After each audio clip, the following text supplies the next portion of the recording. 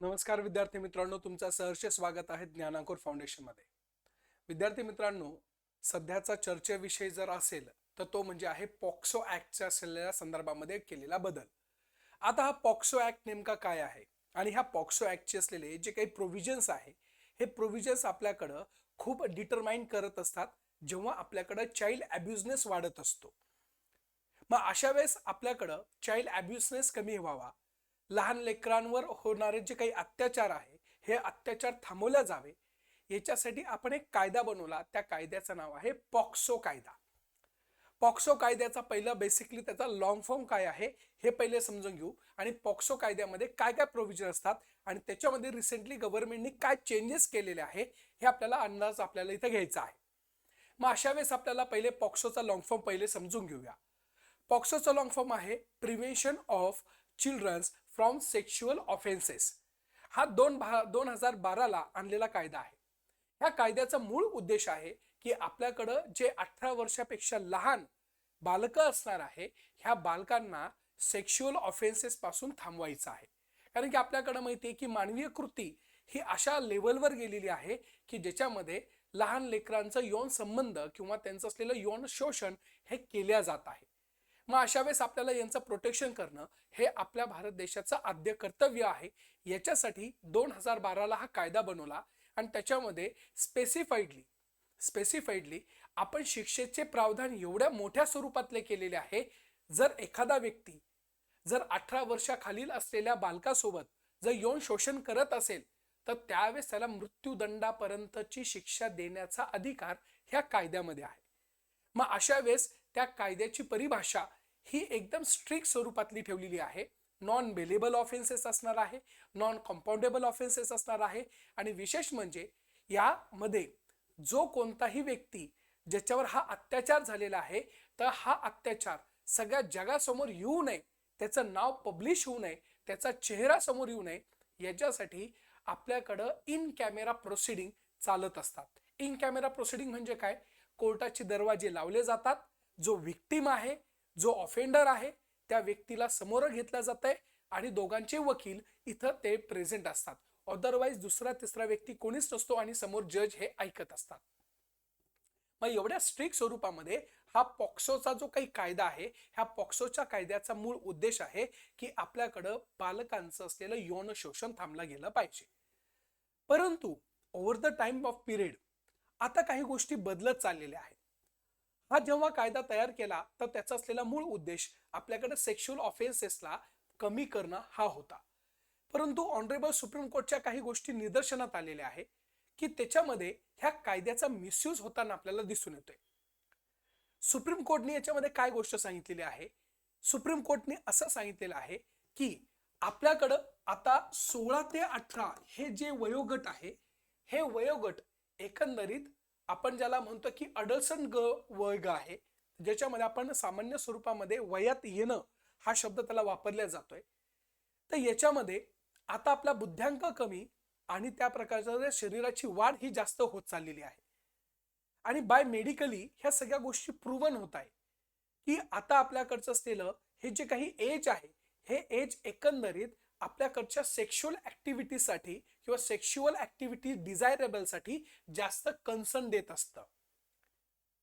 मग अशा वेळेस काय होतं, एखादी व्यक्ती त्यांनी सेक्शुअल ऍक्टिव्हिटी करण्यासाठी कन्सेंट दिलेली असेल आणि त्या कन्सेंटमध्ये जर त्यांनी सेक्शुअल ऍक्टिव्हिटी केलेली असेल तर अशा वेळेस जर तो व्यक्ती इथं सेक्शुअली स्वतःहून तयार आहे परंतु ह्या कायद्याचा गैरवापर करण्यासाठी नंतर तो त्या व्यक्तीचा ब्लॅकमेलिंगचा वापर करत असेल तर हे कुठेतरी थांबलं गेलं पाहिजे. हे सुप्रीम कोर्टाला निदर्शनात आलेलं दिसून येतंय. कारण की ह्या कायद्याचा असलेला चुकीचा उपयोग ह्या पर्टिक्युलर वयोगटातील असलेले जे काही बालक आहे, त्या बालकांचे जे आई वडील आहे, पॅरेंट आहे, हे चुकीचा पद्धतीने वापर करायला सुरुवात झालेली आहे. म्हणजे सिंपल भाषेमध्ये 16 ते 18 वयोगटातील असलेले जे काही लोक आहे किंवा जे बालक आहे, ह्या बालकांनी सेक्शुअल ऍक्टिव्हिटी स्वतःहून केलेली असते, स्वतःहून त्या प्रकारचा विलिंगनेस असतो त्यांच्यामध्ये, स्वतःहून कन्सेंट असते त्याच्यामध्ये, परंतु ते कोर्टासमोर असं दाखवतात की आमच्यावर बळजबरी स्वरूपामध्ये सेक्शुअल ऍक्टिव्हिटी केली गेलेली आहे. परंतु जेव्हा ऑनरेबल सुप्रीम कोर्टमध्ये अशा प्रकारचे केसेस खूप वाढत गेले, तर त्यावेळेस मेडिकल चेकअप करून इथं सगळ्या गोष्टींची शहानिशा केली गेली. आणि इथं ऑनरेबल सुप्रीम कोर्टला असं लक्षात आलं की मेडिकल चेकअपच्या माध्यमातून ह्या सगळ्या गोष्टी म्युच्युअल होतात. ह्या सगळ्या गोष्टी त्या प्रकारच्या असलेल्या इथं सेक्शुअल ऍक्टिव्हिटी ह्या कन्सर्ननी होत आहे. इथं कोणत्याही प्रकारचा अटेम्प्ट टू मर्डर असणार नाहीये किंवा अटेम्प्ट टू रेप असणार नाहीये. मग अशा वेळेस अटेम्प्ट टू रेप जर होत नसेल तर तुम्ही त्या व्यक्तीला बळजबरी शिक्षा देत होते. मग आतापर्यंत ह्या सगळ्या गोष्टींचा असलेला गैरफायदा आपल्याकडे जास्त घेतला जात होता आणि याच्यामध्ये ज्या व्यक्तीवर तुम्ही आरोप केलेले आहे त्या व्यक्तीला शिक्षा भोगवल्या जात होती. का? कारण की फक्त तुम्ही व्हिक्टिमच्या असलेल्या माध्यमातून बघितल्या जायचे.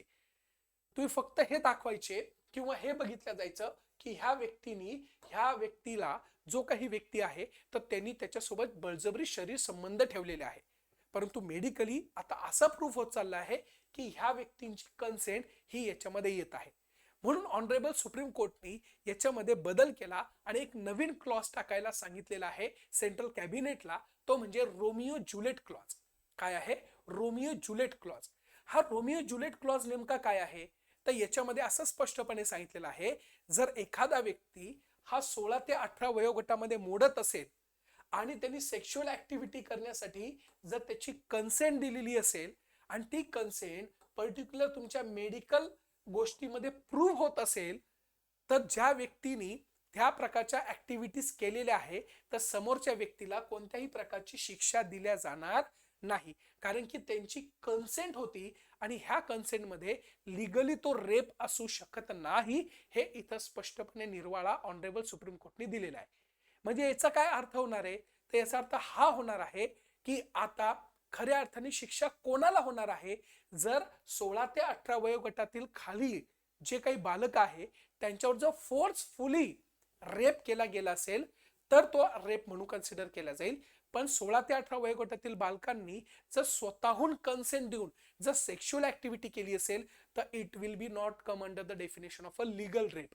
सो दॅट हे रोमिओ ज्युलिएट जो क्लॉज आहे तो रोमिओ ज्युलिएट क्लॉज इथं कन्सिडर केला जाणार आहे असं ऑनरेबल सुप्रीम कोर्टने सांगितलेलं आहे. त्यामुळे याच्याबद्दल कॅबिनेट काही कायदा बनवतं का आणि सेंट्रल गव्हर्नमेंट याच्यावर कशा प्रकारे ऍक्शन घेते हे आपल्याला बघणं गरजेचं आहे.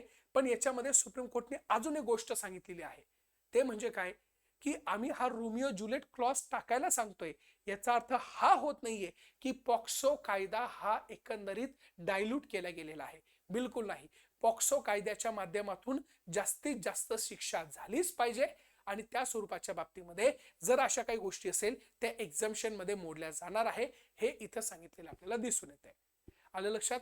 अशा पद्धतीने महत्वपूर्ण असलेला हा बदल तुमच्या अभ्यासामध्ये असायलाच पाहिजे. कारण की 2024च्या असलेल्या राज्यसेवेच्या पूर्व परीक्षेमध्ये पॉक्सो कायदा हा कधी आणला गेलेला आहे याच्यावर क्वेश्चन विचारलेला आहे. त्यामुळे पॉक्सो कायद्याच्या बद्दल थोडीशी ही डिटेल माहिती. थँक्यू.